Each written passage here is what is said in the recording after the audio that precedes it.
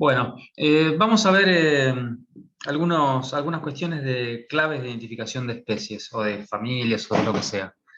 Esta clase la preparó Mariano Michat, que la dio en la edición anterior del curso. Yo modifiqué un par de cositas por aquí y por allá, pero básicamente la preparó él. Acá les dejé algunos links del trabajo de Mariano, que trabaja en entomología en la Universidad de Buenos Aires. Y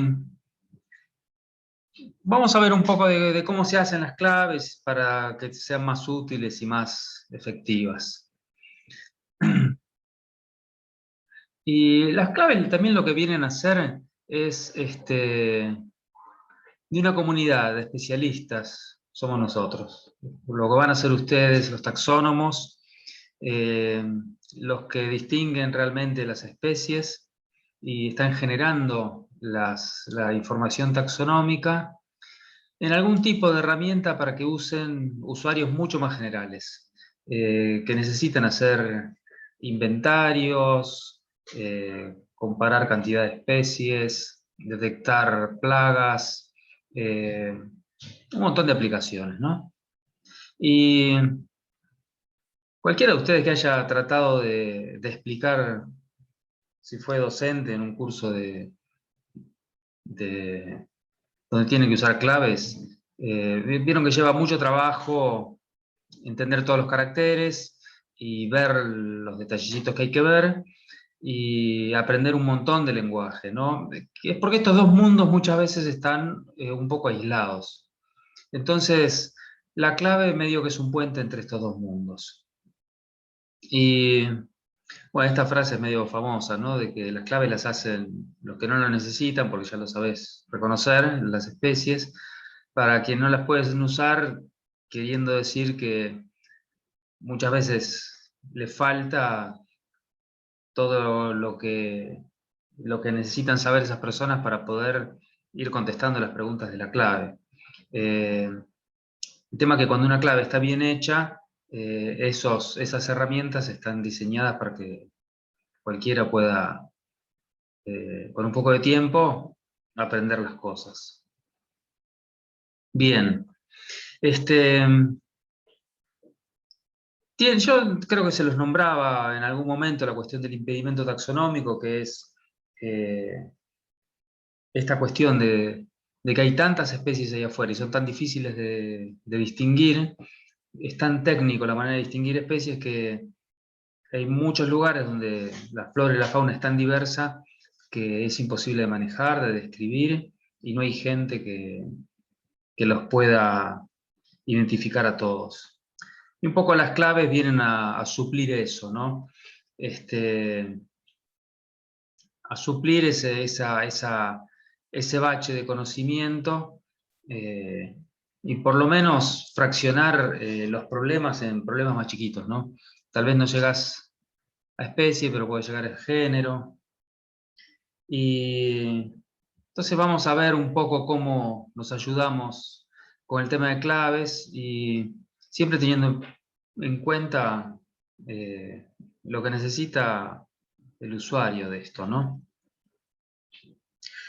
Y uno podría decir que las claves son como herramientas de transferencias entre el mundo científico y el mundo de la ciencia aplicada, ¿no?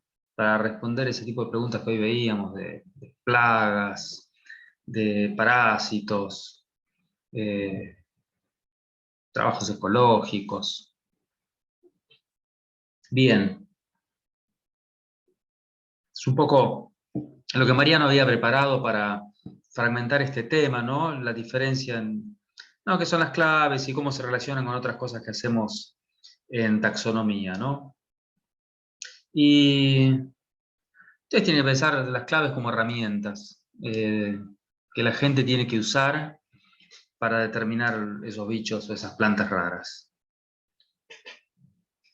Alguna vez ustedes se pueden preguntar qué caracteres poner en una clave, ¿no? Porque si gran parte de tu trabajo está estructurado con una filogenia y la sistemática usualmente va a ser grupos monofiléticos, uno diría, Ah, genial. Para distinguir las especies pongo las sinapomorfías. Y así me voy acercando a los grupos siguiendo el árbol filogenético y chao. En este caso, si vas a seguir la filogenia, y medio que hay un camino que sigue la filogenia y esa es la única clave. Hay un problema, que es que las filogenias cambian, pero hay otro problema que lo van a ver cuando comparan lo que es una clave normal. Y aun cuando haya una filogenia por detrás de esta manera, las claves usualmente están estructuradas de otra manera. Están usando caracteres que a veces son homoplasias, a veces son convergencias, y en realidad están usando caracteres que son fáciles de ver y que son convenientes. Muchas veces las sinapomorfías son caracteres de la genitalia interna que uno ve en ciertas disecciones. Las sinapomorfías 2×3 tienen homoplasia, entonces son excepciones. Entonces, cuando ustedes hacen claves, lo primero es la conveniencia. Y uno tiene miles de maneras de hacer una clave. Y la manera es siempre un criterio práctico, o sea, pragmático. A veces, inclusive, es práctico tener claves que están restringidas geográficamente, ¿no? Vos querés estudiar, querés tener una clave de, qué sé yo, de plantas invasoras en Patagonia, ¿viste? ¿No? Si la va a usar alguien que haga vigilancia fitosanitaria, capaz que está bien. En general la gente dice que este tipo de cualidades son buenas, ¿no? Eh, que sean más o menos universales para todos los miembros de los taxones, porque si no son universales tenés que poner una excepción y te agrega una cupla más. Que no tengan ambigüedad, que sean fáciles de observar, que no cambien con la preservación, o sea, si es el color del bicho vivo y todo el mundo utiliza bichos fijados, de repente mejor complementarlo con otra cosa. Y en general, las claves tratan de tener mucha redundancia, es decir, cuanto más caracteres le ponga mejor, a veces le agregás hasta geografía, que a veces te ayuda un poco. Bueno, estos son los principales tipos de caracteres. Y en general suelen ser convenientes los caracteres discretos en vez de continuos. Son más fáciles de medir, cualitativos. Los cuantitativos están bien si los definís bien. Ahora vamos a ver algunas maneras. Tienen la desventaja de tener que tener instrumentos usualmente, algo para medir. Usualmente se usan para distinguir especies, o sea, se dejan medio al final de la clave. Porque si son continuos suelen tener solapamiento. Tratás de evitar morfología interna simplemente porque usualmente morfología interna tenés que hacer una disección, entonces tarda mucho más. Y además rompes el bicho. Entonces, en las claves en general metes cosas fáciles. Caracteres sexuales se usan bastante, sobre todo a nivel de especie. El tema que como son de la hembra y del macho, tenés que tener los dos. Y a veces tener los dos no es fácil, a no ser que tengas las claves separadas, ¿no? A veces tenés una clave para machos y una clave para hembras. Da más trabajo, ¿no? Porque tenés que hacer dos claves. Coloraciones, lo que les decía, a veces se pierde con el tiempo, ¿viste? Las flores se decoloran.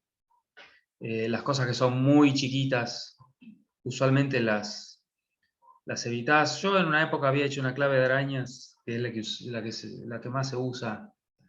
Me había dado cuenta que había algunas preguntas que los chicos, alumnos, se quedaban trancados porque usaban unos microscopios ordinarios en el laboratorio de la facultad y no llegaban a ver.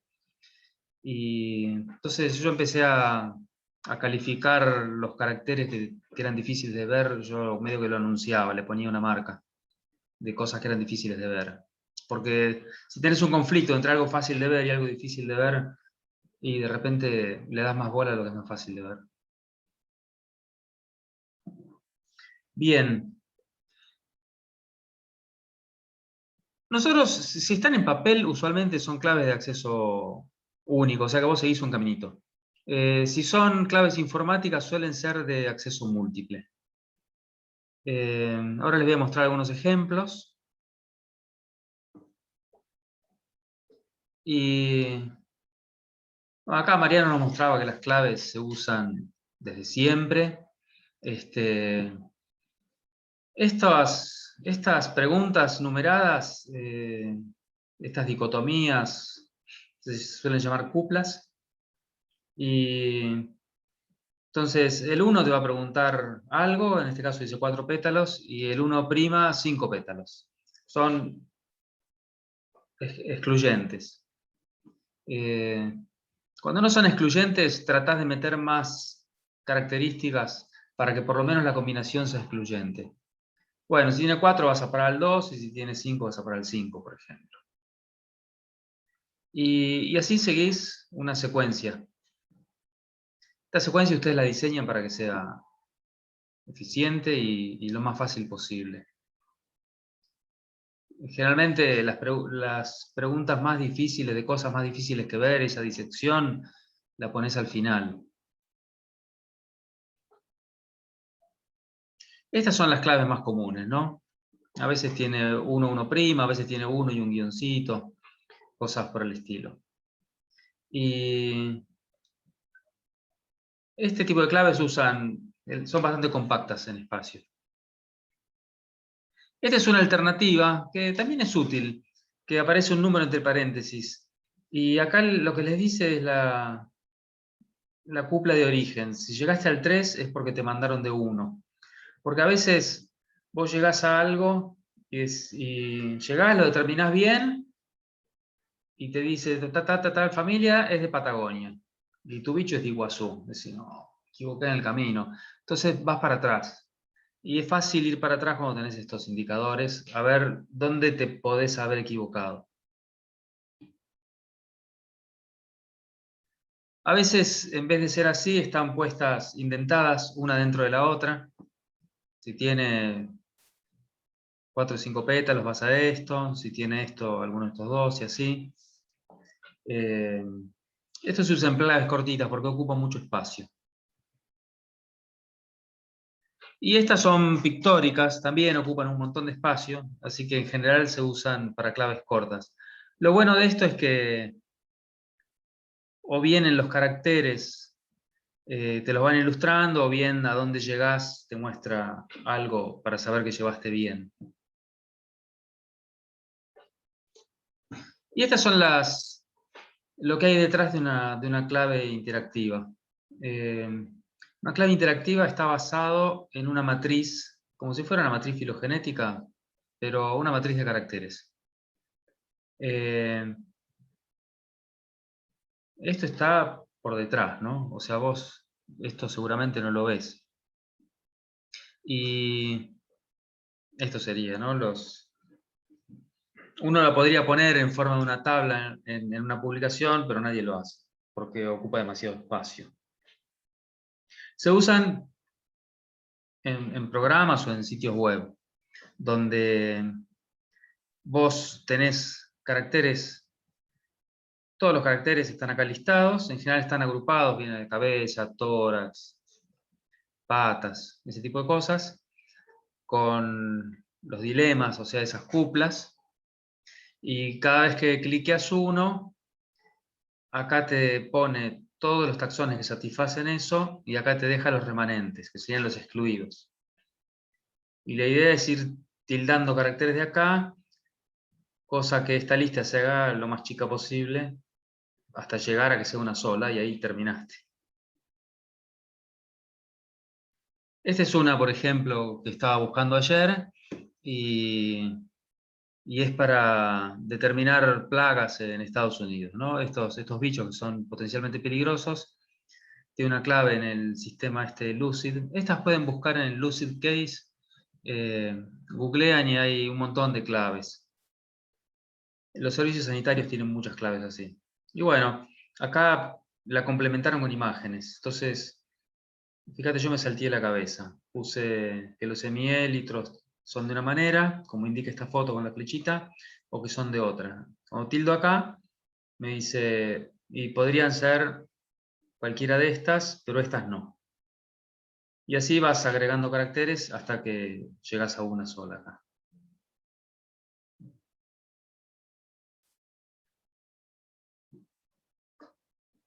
Si esto es mejor o peor, y depende. Depende porque si vos elegís bien los caracteres, llegas antes, pero así como una clave tradicional, ustedes que son los que saben de taxonomía, eligieron un camino eficiente, empezando por los caracteres más fáciles de ver, en esta eso no está tan claro, porque la persona que elige los caracteres tiene que hacer su propio camino.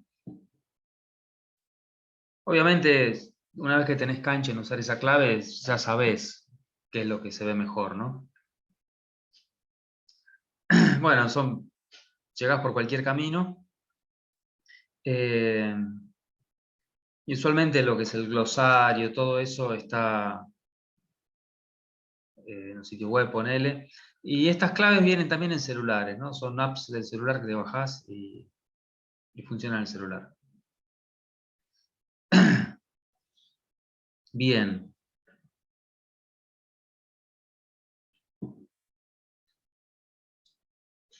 Esto es, a veces se van a encontrar que las claves, o a veces van a necesitar ustedes. Ves que encuentra, como decir, llegaste a una tribu en parte, dice acá. ¿Qué quiere decir eso? Que llegás por la cúpula 25, pero seguramente también llegás por otro lado. Y porque son o difíciles, son muy variables, no es lo más prolijo, pero a veces se usa porque es más fácil. Uno lo hace cuando realmente se justifica. Ponele una especie cavernícola que no tiene ojos, de una familia que la puedes reconocer bien. A veces la pregunta fácil es por los ojos, y entonces vos llegás a todas las especies con ojos por una vía, pero después la especie sin ojo cavernícola llegás por otro lado. Simplemente porque las primeras preguntas era conveniente preguntar si tenían ojos o no. Bien.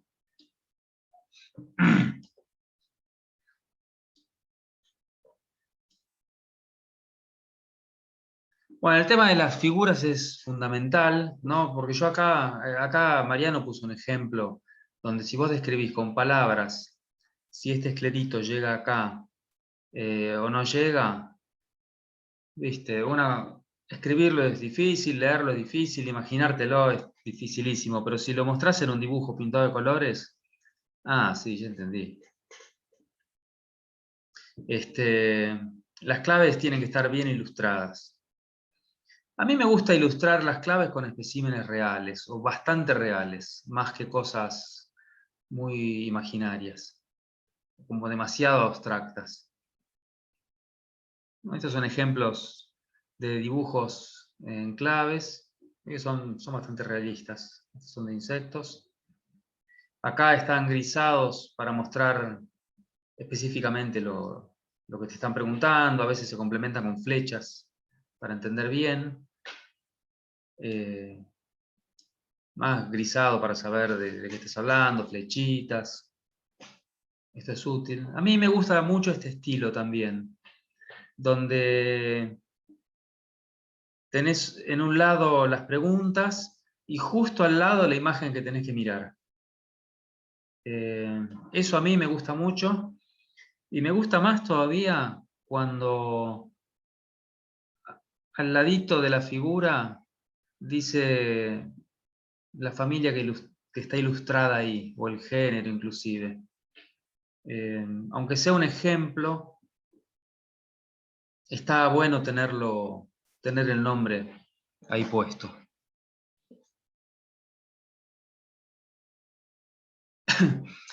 La otra es el tema de los glosarios, ¿no? Porque todas estas cosas que uno sabe que va a usar la clave, eh, no tiene por qué saberlo. Entonces, en general vas a poner un glosario al final de la clave, que es como un pequeño diccionario.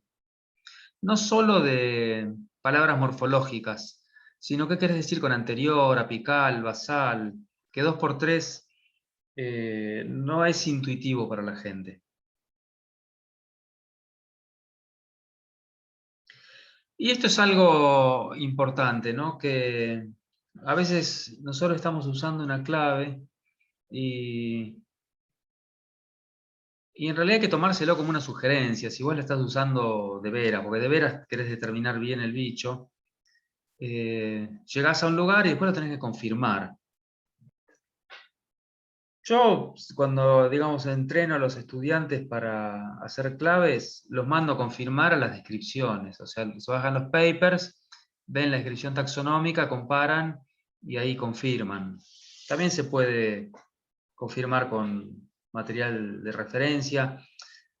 Pasa que el material de referencia, si lo tenemos en la colección, yo no quiero que los estudiantes estén metiendo mano cuando están aprendiendo, ¿no?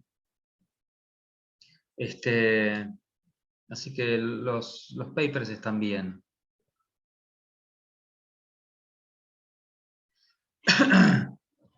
Bueno, estas son las recomendaciones, ¿no? Meter un montón de caracteres en vez de poquitos, pensar en el usuario y ponerse las pilas con el lenguaje para ser consistente y que siempre esté escrito de la misma manera.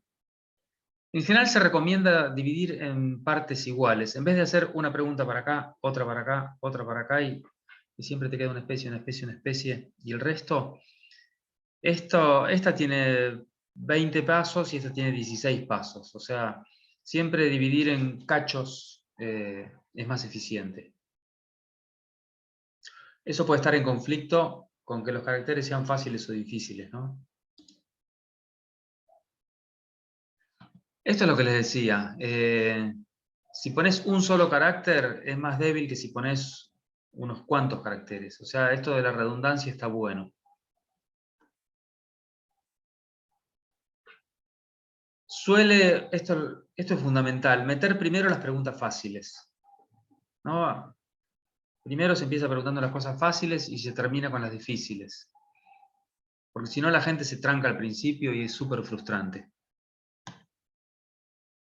Y esto, ¿no? Antena de 3 segmentos y 4 antenómeros quiere decir antena de 4 segmentos. Entonces hay que escribirlo siempre de la misma manera.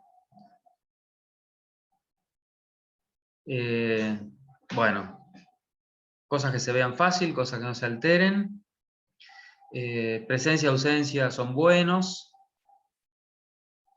Si vas a usar caracteres de proporciones, mejor dicho, a caracteres continuos, está bueno relativizarlos. Igual a, el doble que, ese tipo de frases son las que ayudan, en vez de decir largo y corto, ¿no? Si vos decís, sí, pequeño, es decir, más chico que... Estas cosas las estuve diciendo. Las cosas estacionales, comportamentales y eso, más vale que sean de las redundantes antes de las principales. La geografía es tramposa porque a veces no se conoce muy bien.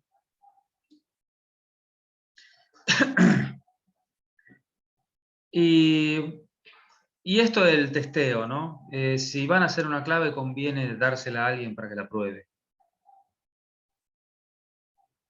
La clave es, yo hice claves y es una de las cosas más difíciles de hacer. Una clave bien hecha es bastante complicado. Esto yo les sugiero, si les interesa el tema, esta es una revisión reciente y muy buena. Esta clase tiene bastante de eso. Yo les puse esto en la bibliografía. Está bastante práctico esta revisión.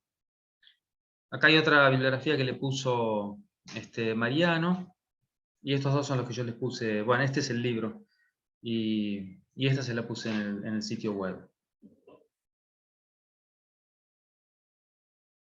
Bien.